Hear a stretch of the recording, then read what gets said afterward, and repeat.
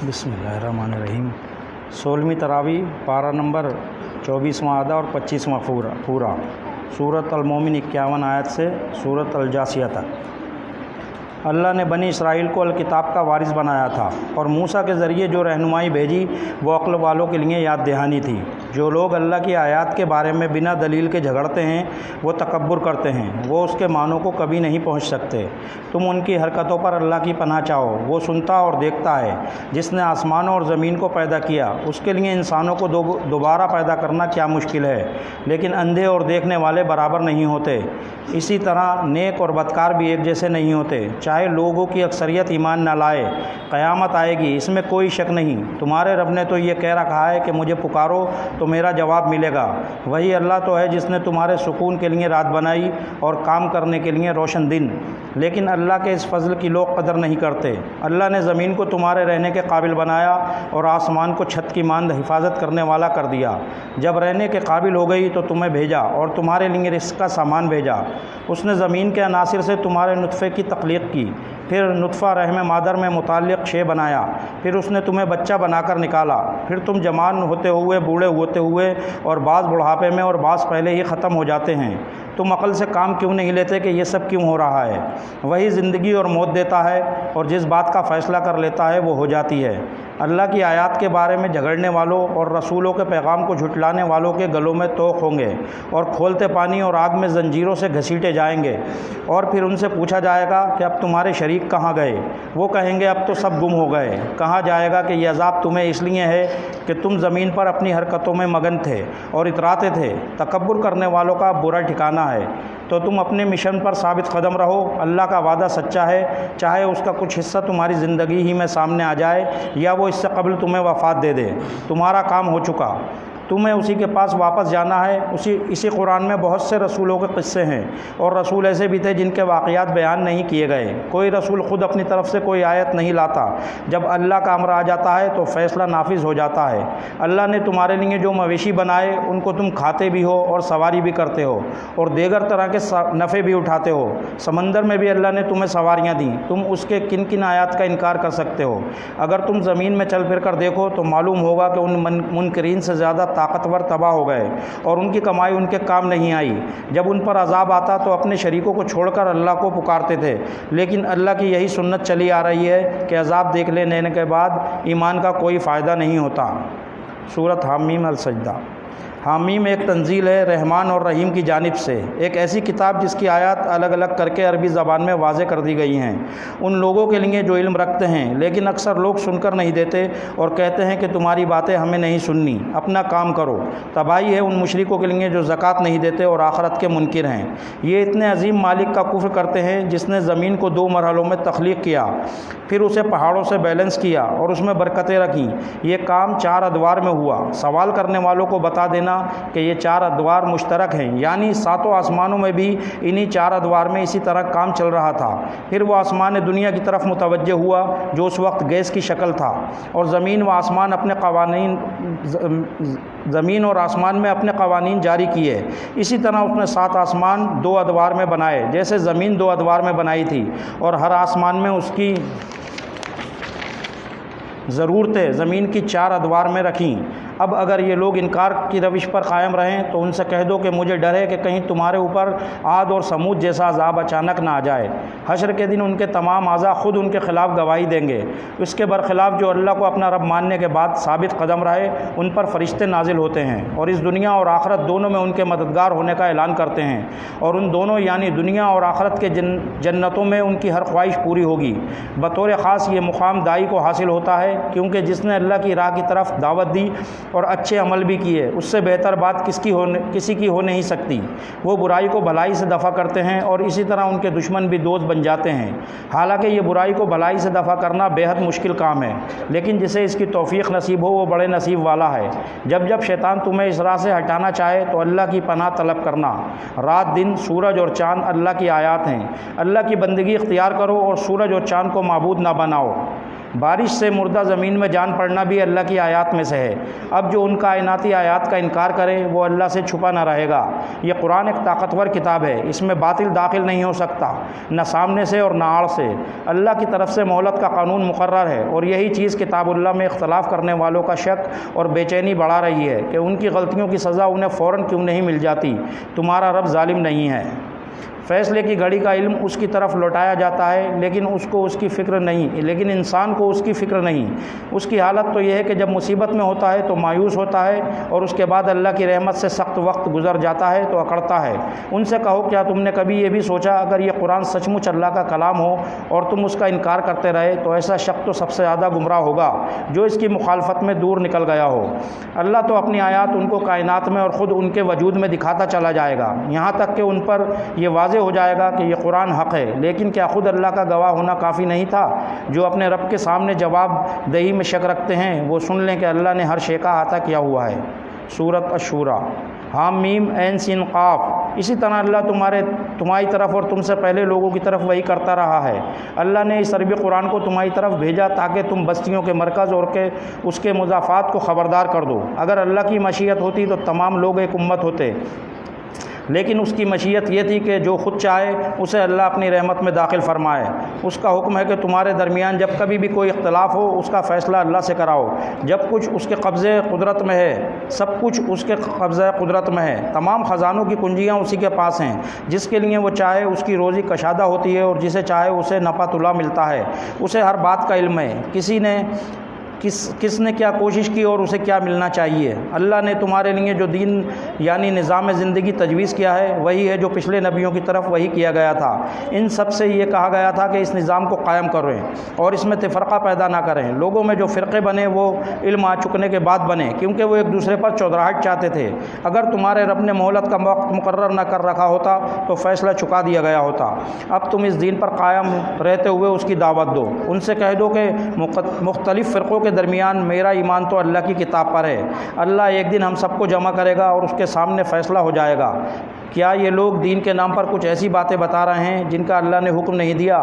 ان ظالموں کے لیے عذاب ہے۔ تم لوگوں پر جو بھی مصیبت آتی ہے وہ تمہارے اپنے ہاتھوں کی کمائی سے آتی ہے، جبکہ بہت سے قصوروں کی اللہ سزا نہیں دیتا۔ دنیا کی چند روزہ زندگی کے سامان سے آخرت بہتر بھی ہے اور پائیدار بھی۔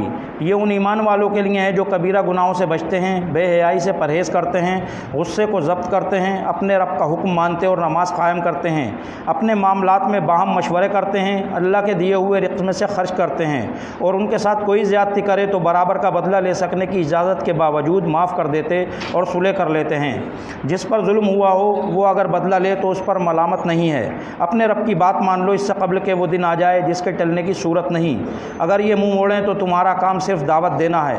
اللہ کے کسی بشر سے کلام کرنے کے صرف 3 طریقے ہیں، یا تو اللہ کی وحی براہ راست قلب پر نازل ہوتی ہے، یا حجاب میں رہتے ہوئے اللہ کی بات اس کے کان میں پہنچ جاتی ہے، یا وہ کوئی پیغامبر فرشتہ بھیجتا ہے جو اللہ کے حکم سے وحی کرتا ہے۔ اسی طرح ایک روح کو اللہ نے محمد کی طرف وحی کیا اور اس روح کو ایک نور بنا دیا جس کے ذریعے ہدایت ہوتی ہے۔ یقیناً تم صراط مستقیم کی طرف رہنمائی کر رہے ہو، اس کی طرف جو آسمانوں اور زمین کا مالک ہے۔ سن لو کہ سارے معاملات اللہ ہی کی طرف لوٹتے ہیں۔ سورۃ الزخرف حامیم کتاب مبین کی گواہی ہے کہ اللہ نے اسے عربی قرآن بنایا تاکہ تمہاری عقلوں میں آ جائے، اور دراصل یہ الکتاب میں ہے جو ہمارے یہاں بہت بلند مرتبہ اور باحکمت ہے۔ اگر تم ان سے پوچھو کہ کائنات کا خالق کون ہے، زمین کو گہوارہ بنا کر اس میں راستے کس نے بنائے، مقررہ مقدار میں پانی اتار کر اس سے مردہ زمین میں جان کون ڈالتا ہے، ایسے ہی تم بھی اٹھائے جاؤ گے تو یہ خود کہیں گے کہ یہ سب کارنامہ علم و حکمت والے خدا کے ہیں۔ اس نے تمہارے لیے سواریاں بنائی، تم ان کی پیٹھ پر بیٹھو اور اپنے رب کے احسان کو یاد کر کے کہا کرو، پاک ہے وہ جس نے اس سواری کو ہمارے بس میں کر دیا، ورنہ اسے کنٹرول کرنا ہمارے بس کی بات نہ تھی، اور ایک روز ہمیں اپنے رب کی طرف پلٹنا ہے۔ اس کے بعد بھی احسان فراموش انسان شرک کرتا ہے، کہتے ہیں کہ وہ ان کے باپ دادا کا دین ہے اور نبیوں کے لائے دین کا انکار کرتے ہیں۔ ابراہیم نے بھی اپنی قوم کو شرک کرنے سے منع کیا تھا، اب انہی کی نسل میں رسول وہی پیغام لایا تو اسے جادو کہتے ہیں۔ دنیا کی زندگی میں ان کی گزر بسر کے ذرائع اللہ نے ان کے درمیان تقسیم کر رکھے ہیں، کچھ کو اللہ نے زیادہ دیا ہے اور کچھ کو کم۔ اللہ تو یہ بھی کر سکتا تھا کہ ان سب کافروں کے گھروں کی چھتیں اور زینے اور دروازے اور تخت سب سونے اور چاندی کے بنا دیتا۔ یہ تو دنیا کا ساز و سامان ہے، تمہارے رب کے یہاں آخرت صرف متقین کے لیے ہے۔ تم سب کو اس قرآن کی ذمہ داری کی جواب دہی کرنی ہوگی۔ پچھلے رسول سے پوچھ کر دیکھ لو، یعنی پچھلی کتابوں کی اصل تعلیمات پر نظر ڈال کر دیکھ لو، ایک کے سوا ہر ایک کی بندگی سے پرہیز کی تعلیم ملے گی۔ اللہ نے فرعون کی قوم پر بہت سے چھوٹے عذاب بھیجے، ہر موقع پر وہ حضرت موسیٰ سے درخواست کرتے کہ اپنے رب سے کہہ کر ہمیں نجات دلا دو، ہم صحیح راستے پر آ جائیں گے۔ بالآخر ان پر ایسا عذاب آیا کہ وہ سب غرق کر دیے گئے۔ مشرکین کہتے ہیں کہ رسول تو خدا کے بیٹے تھے، جیسے عیسیٰ ابن مریم۔ حقیقت یہ ہے کہ مسیح اللہ کے بندے تھے، مسیح اللہ کے بندے تھے جنہیں اللہ نے بنی اسرائیل کے لیے اپنی قدرت کا ایک نمونہ بتایا تھا۔ مسیح کی حیرت انگیز زندگی پر تعجب کیوں ہے؟ اللہ چاہے تو تم سے فرشتے پیدا کر دے۔ عیسیٰ جب حکمت کی تعلیم لے کر آئے اور توحید کی تعلیم دی، تب بھی ان کے دور کے لوگوں میں دو گروہ بن گئے تھے، اور ایک گروہ نے انکار کیا تھا۔ ان کے لیے ایک دردناک دن کا عذاب ہے۔ جب وہ دن آئے گا تو متقین کے علاوہ باقی سب آپس میں ایک دوسرے کے دشمن بن جائیں گے۔ سزا کے حقدار لوگ موت کی تمنا کریں گے، لیکن اس دن موت انہیں نہیں ملے گی۔ ان سے کہو کہ اگر رحمان کی کوئی اولاد ہوتی تو میں خود اس کی بندگی سب سے آگے بڑھ کر کرتا۔ کائنات کا خدا وہی ہے، اسی کی ہر شے پر ملکیت قائم ہے۔ وہ قیامت کی گھڑی کا علم رکھتا ہے اور اس کی طرف تم سب کو پلٹایا جائے گا۔ حجت پوری ہونے کے بعد بھی مان کر نہ دینے والوں سے درگزر کرو اور کہہ دو کہ سلام ہے، تمہیں معلوم ہو جائے گا۔ سورۃ الدخان۔ حامیم کتاب مبین کی گواہی ہے کہ اللہ نے اسے خیر و برکت والی رات میں نازل کیا ہے۔ یہ وہ رات جس میں اللہ کے حکم سے ہر معاملے کا حکیمانہ فیصلہ کیا جاتا ہے۔ جو اپنے شک میں پڑے کھیل رہے ہیں ان سے کہو کہ اچھا انتظار کرو اس دن کا جب ایک دن واضح تابکاری ریڈیشن چھا جائے گا۔ یہ بڑے درد کا عذاب ہوگا۔ لوگ دعا کریں گے کہ پروردگار یہ عذاب ہم پر سے ٹال دے تو ہم ایمان لے آئیں گے۔ یہ ماننے والے ہوتے تو اس رسول کو نہ مان لیتے جو ان کے درمیان آیا اور جس کا رسول ہونا بالکل واضح تھا۔ اللہ کی طرف سے عذاب ہٹا لیا جائے گا، لیکن لوگ پھر بھی اپنی پرانی روش پر لوٹ جائیں گے۔ پھر جس دن بڑا عذاب آئے گا وہ ان کے لیے بدلے کا دن ہوگا۔ جب فرعون نے سرکشی کی اور اسے اللہ نے غرق کر دیا تو کتنے ہی باغ اور چشمے اور کھیت اور شاندار محل اور عیش و عشرت کے سامان آل فرعون اپنے پیچھے چھوڑ گئے۔ اللہ نے دوسروں کو ان چیزوں کا وارث بنا دیا، پھر نہ آسمان ان پر رویا اور نہ زمین۔ آسمان و زمین میں ان میں موجود چیزیں اللہ نے کھیل کے لیے نہیں پیدا کی، ان کی تخلیق حق پر ہوئی ہے۔ ان سب کو اٹھائے جانے کا طے شدہ وقت فیصلے کا دن ہے۔ اس دن جس پر اللہ رحم فرمائے اس کے علاوہ کسی کو کوئی مدد نہیں پہنچے گی۔ زقوم کا درخت اہل جہنم کا کھانا ہوگا، تیل کی تلچھٹ جیسا پیٹ میں وہ اس طرح جوش کھائے گا جیسے کھولتا پانی۔ جہنم کے سر پر بھی کھولتا پانی انڈیلا جائے گا۔ بڑا عزت دار بنتا تھا اور اس دن کی آمد میں اسے شک تھا۔ متقی لوگ باغوں اور چشموں کے درمیان ریشم کے لباس پہنے ہوں گے، وہاں ان کے لیے خوبصورت جوڑے ہوں گے، وہاں انہیں موت نہ آئے گی، جو موت تھی وہ دنیا میں آ چکی۔ اللہ نے اس قرآن کو تمہاری زبان میں آسان کر دیا ہے تاکہ لوگ نصیحت قبول کریں۔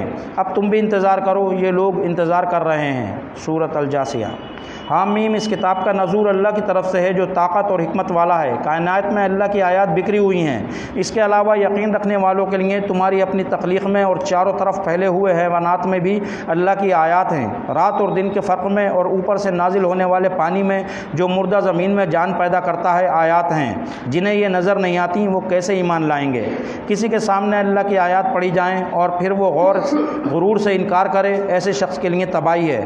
قرآن سراسر ہدایت ہے۔ بنی اسرائیل کو اللہ نے فضیلت دی، ان میں نبی بھیجے، کتاب بھیجی، اس کے باوجود دین کے معاملے میں ان میں آپس میں بہت اختلاف ہو گئے۔ یہ لا علمی نہیں بلکہ علم آ جانے کے بعد علم والوں نے اپنی چودراہٹ قائم کرنے کے لیے باہم اختلاف کیا۔ قیامت کے دن ان کے اختلاف کا فیصلہ ہو جائے گا۔ ظالم لوگ ایک دوسرے کی سرپرست ہیں اور متقین کا سرپرست اللہ ہے۔ کائنات کو حق پر پیدا کرنے کا مطلب ہی یہ ہے ہر ایک کو اس کی کمائی کا بدلہ مل جائے اور کسی پر ظلم نہ ہو۔ کیا تم نے اس شخص کے حال پر غور کیا جس نے علم کے باوجود اپنی خواہشات نفس کو اپنا معبود بنا لیا؟ اب کون ہے جو اسے ہدایت دے سکے؟ حشر کے دن ہر گروہ کو تم گھٹنوں کے بل دیکھو گے اور ہر گروہ کو اس کا ریکارڈ دکھانے کے لیے پکارا جائے گا۔ وہ اللہ کا تیار کرایا ہوا ریکارڈ ہوگا جو تمہارے اوپر ٹھیک ٹھیک گواہی دے گا۔ جو کچھ بھی تم کرتے ہو اسے اللہ ریکارڈ کروا رہا تھا۔ ایمان اور صالح عمل والے اللہ کی رحمت میں داخل ہوں گے۔ رہے مجرمین تو ان کو نہ جہنم سے نکالا جائے گا اور نہ یہ کہا جائے گا کہ معافی مانگ لو۔ اصل تعریف اللہ ہی کے لیے ہے جو کائنات کا رب اور رب العالمین ہے۔ آسمانوں اور زمین میں بڑائی اسی کے لیے ہے اور وہ زبردست اور حکمت والا ہے۔ صدق اللہ العظیم۔